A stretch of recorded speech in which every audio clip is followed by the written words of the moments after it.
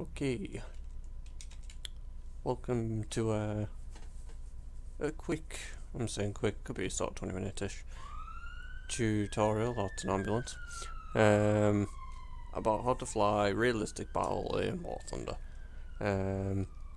This is brought on because I was playing War Thunder in realistic battle with some friends last night, probably the people who'll be watching this, hello, and they didn't enjoy it. They they died pretty quick, and then they had the huge wait times.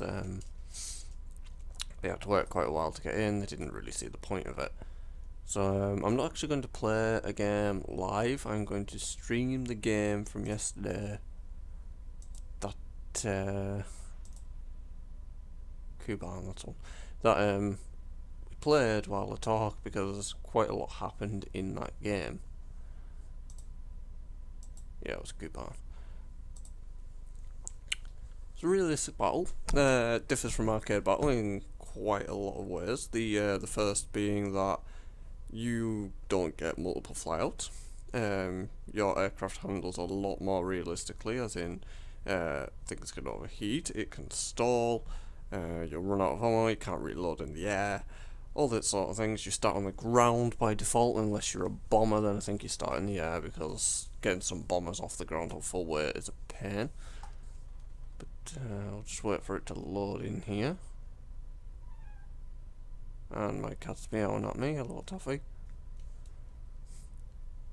Okay, so I'm flying out the BF 109 E3. Probably the best BF, to be honest. In this game, I think 3 of us were flying 109s, 1 was in a 190. The 109 is actually arguably better in realistic than the 190, because it's a bit lighter. You've got that better rate of climb. The 190 is heavier arm, but to be honest, you can kill things with 7.62s, so it doesn't matter. But as you can see, first things first, I'm going into a steep climb. I'm sitting just below a 20-degree climb here. It allows you, basically you just want to be climbing as much as possible without losing speed. If you can keep your speed over 160 mph as well, that tends to help. It just gives you the most efficient climb rate. I think we do actually turn away to wait for someone to catch up. But altitude advantage is huge in realistic battle. It's probably one of, if not the most important thing in realistic battle. If you have a mile height advantage on your opponent, or a kilometer if you use the wrong measurements, kilometer, then you've got a huge advantage. You get to choose when you engage, you get to choose how you engage, you get to choose when you break off because you've got more energy. And the 109 is all about energy fighting. You want to, it's really good at conserving its energy, as in it produces speed from a dive very well. It can convert energy very efficiently from altitude to velocity, and then from velocity back to altitude. Not as good in a turn fight as a lot of other planes, mainly the things that relates to the Spitfire. Typhoons can usually outturn this. Cobras can give it a problem at low altitude, but really if you're in a 109 you should be high altitude anyway. That's another thing. Know where your fighter performs best and try to keep it there. The 109 is a high altitude fighter compared to most of the planes, so you want to stay as high altitude as possible. You've got a powerful engine, a powerful supercharger. If you go against something like a P-39 Airacobra, they're renowned for being terrible at high altitude. The superchargers aren't that efficient, and it'll actually get reduced performance, whereas your 109 will have the same performance as if it was down low. So you might as well stay high where you have that advantage. As you can see now, we're just climbing up through the clouds. Cloud cover is fantastic for concealment, though if you are high up like we are now, as you can see, it's very hard to spot targets. Below, this is one of the main complaints the squad had with realistic, is we essentially just flew in a line for about 2 minutes, didn't see anything, didn't shoot anything, because there wasn't anything to see or shoot. There was quite a lot of enemy players. I think it was full teams apart from like 2 or 3 AI. Yet we were stuck with no one to engage. For a 109 right now, we're relatively low altitude, we're only just above the cloud bank. Really, I'd want to be sort of 5,000 feet up. That's where I feel most comfortable in a 109. It gives you the best sort of, you're not going to get bounced at that altitude usually, and it gives you the best chances to engage, or if you don't feel like engaging, just set up a Loughborough above the enemy. But these big open spaces are actually really bad. If you're at cloud layer, you kind of want to avoid these. You can see up there we've got our first dot. The important thing on realistic, really you should play mics on, but if you're not, call out every single dot you see. It doesn't matter if that's an AI, call it out, because someone might be looking over here, not see it, they get bounced, they die. I'll apologise for all this. I hit smoke and turned my engine off and dropped my gear and everything, because I was trying to talk in chat, and for some reason it decided it didn't want to talk in chat, so I lost the gear and I put my smoke on. But we've got a Crazy Shark 16 up there and his Slav Cobra, his P63. I'm right now wondering why the hell I'm losing speed and altitude till I realise I turned my engine off. And that's his raising flaps and turn it back on now. I honestly thought I was about to die there. Like, 100% thought, right, this guy up here is going to bounce me and I'm going to die, but he didn't, for some odd reason. I had to dive a little bit for altitude, for speed, but we're in a really bad position. We've got the P39 up there, and the P63 2 miles away, on sort of our 7 o'clock. Both these huge altitude advantage above us. We're in a really bad spot. They can bounce whenever they want, but luckily they're actually going for the high altitude friendly fighters up there, which is a very intelligent decision. If they dove, our fighters could dove on them and then they die. We've also got the 185s coming to the fray now, and we've got the P39 diving to help out Crazy Shark over there. I think actually this is where I first engage. So right now I haven't actually done a whole lot. I've flown around, I've managed to turn my engine off, which actually did damage it. I've broke my gear, so it's not looking too great. But the P63 coming head on now. We fired a quick burst and immediately got out the way of his cannon rounds.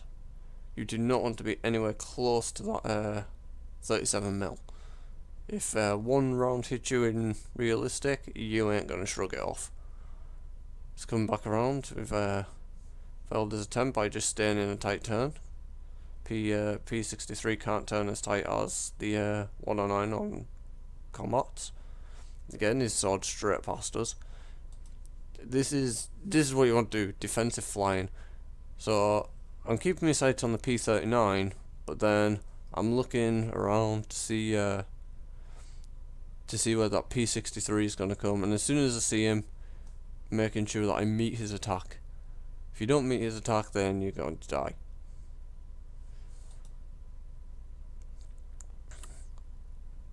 Again, we've got a P63 coming in hot.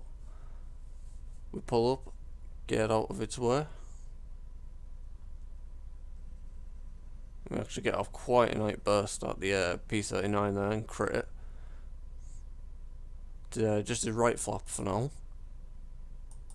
And we actually get tagged by the P63 there. So I thought, right, P39, he's not recovering. Dive away. Don't chase the kill. If he's been crit, chances are he's going down. But we've got the P63 turning hard on us. Use our 109s, we've got combat flaps to just keep it in the, hold it in the tight turn. Bleeding airspeed. Scissor past him.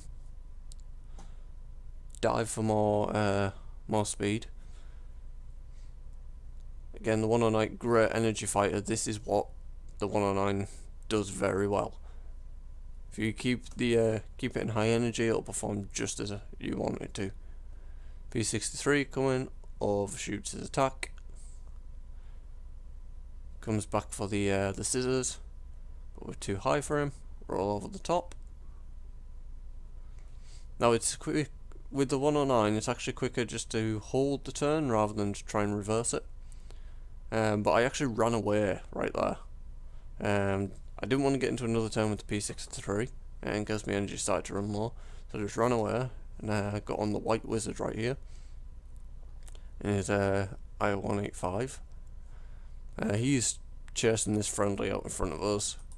Complete tunnel vision, he hasn't spotted us on his radar. I've run out of cannon ammo right now, so I'm going to pitch up. Fire a quick burst from the 7.62s. These won't do huge damage, but they can still kill, so they are worth engaging with. He's bled off way too much energy right there, but he manages to rudder slip past me. That's quite a nice turn. Keeping our eyes up, we're going to follow him down into the dive. As well, you want to fire short bursts. You don't want to fire huge long bursts. You'll just overheat your guns, and if a gun jams, it's just the worst thing in realistic because it ain't coming back. Until you go land and repair. So we're just lobbing 7.62s on him at the moment. Managed to score one lucky hit just as he gets in there, so we get an assist on the 185. But the P63 is still causing our guys trouble over that, and we also have another P63 high up. That guy is going to come back to bite us in the arse later. But let's focus on the first P63 that's currently engaged with one other. Is that one or two? I think it's just one other plane. I think that black dot was an AI. So the P63 as it is in a bad situation. It's got two fighters on him. The one to our 2 o'clock there and the one at our 1 o'clock. Typically you don't want to engage 3 on 1, it's a bit of a waste, but at this point I think we were like 3 guys up, so I went in anyway. And still just the 7.62s. You could see I got a small hit there, that was enough to shake him off the enemy's tail. And we're just going to hold the turn with him. Actually jink out a little wide to avoid the friendly there. Return, and just follow his turn. I was actually losing quite a lot of speed. I had to burn it to keep up, keep the tight turn. But he goes a little low, clips his wing and crashes. Now we've got the Rio, the I-16 AI. And another friendly up to our 2 o'clock. We're going to engage the I-16. Usually you wouldn't do this until every other player's died, but that other, the P63, the Slav Cobra, just naffed off. I don't know where it went. I think, looking back, I think that's him over there. He's off to repair. Shot down that P39 that I don't actually remember engaging, but chances are he's went to try and land and crashed somewhere. That's the left wing damaged on the I-16. If you can see, I'm firing sort of 1-2 second bursts. That's really all it takes. That one's a bit longer, but it's because at the moment I'm in no danger of dying. I go to this elevator. As soon as you sort of crit a wing or an elevator, usually you can just turn off. Especially so on the tail. If you crit anything on the tail, usually that plane's dead. They aren't coming back from it.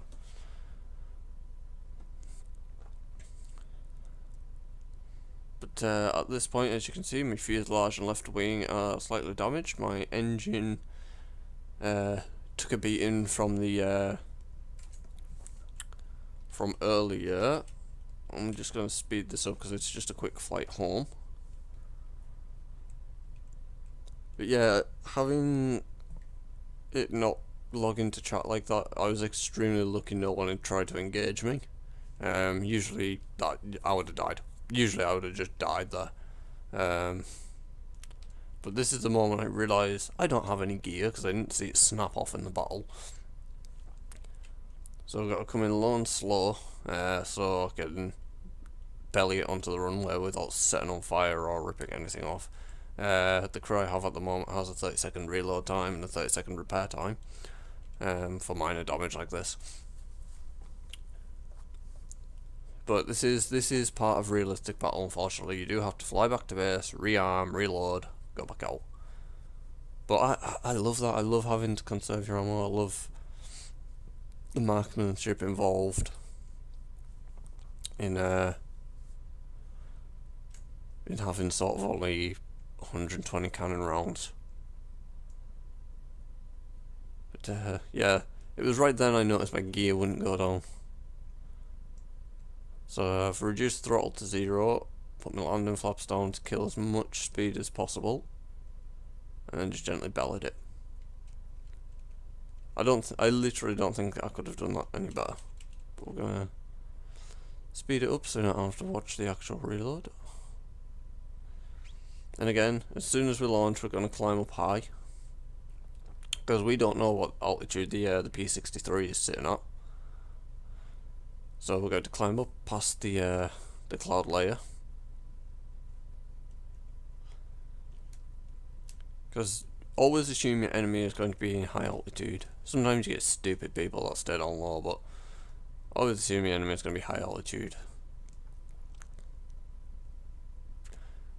So while we're climbing here, we're looking to keep the ooh, actually just saw him past him there.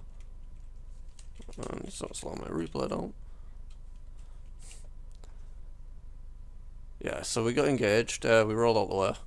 Now went into a vertical battle with a P-63.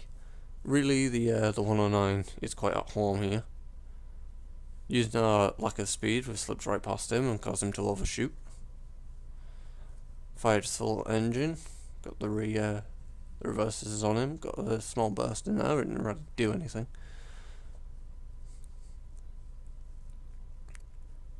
And now this is where the P-63 actually comes into use. He has greater dive characteristics than I do, so we chase him for ages, like really long time, just in a straight line. He does turn back eventually, but he started going to a climb. He's actually still in front of us. There he is. He went into quite a big climb, and I thought, right, my 109 I might just climb it.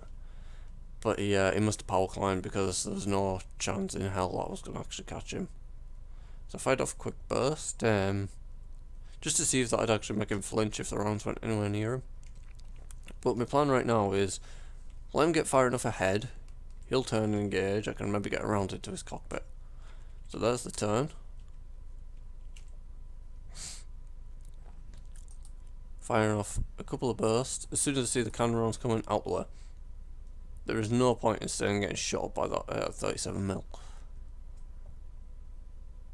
Got a little bit of control wobble in that turn, but it's not really a problem.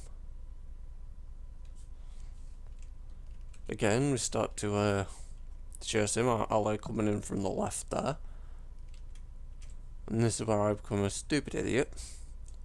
This is a prime example of what not to do in a realistic battle. So I'm chasing him down. I'm at pretty high speed right now. I think I was hitting about 400 miles an hour. I followed him through the dive. I've rolled over and I thought, right, I can get him before he passes under us. He crashes. I can't pull up, and I hit a building. As soon as he made that dive, I should have seen that he was just going to crash, and I should have just left him. I would have been fine, but unfortunately I didn't. I got greedy, I tried to make the turn, and I died. So what have we learned? Really? Well, the first thing is altitude. Always get as high altitude as you can, as altitude can be converted to velocity or speed, which if you're going faster than your opponent, I mean, they physically just, they'll have a hard time hitting you, especially if you come from behind. Secondly, pick fights that you can actually win. No point going into a 3-on-1, you'll just lose. Well, 9 times out of 10 you'll lose. So you've engaged 1-on-1 or 2-on-1. If it's 1-on-1, you've got to rely purely on your own skill. If it's 2-on-1, you can actually set up a 1-2 punch and kill them that way. Third, don't get greedy. Like I did there, I tried to get the kill, knowing hell I was going to pull out of that. But I went for it anyway, couldn't make it, so died. Now, fair enough, it was right at the end of the match, we won that match because he was the last guy.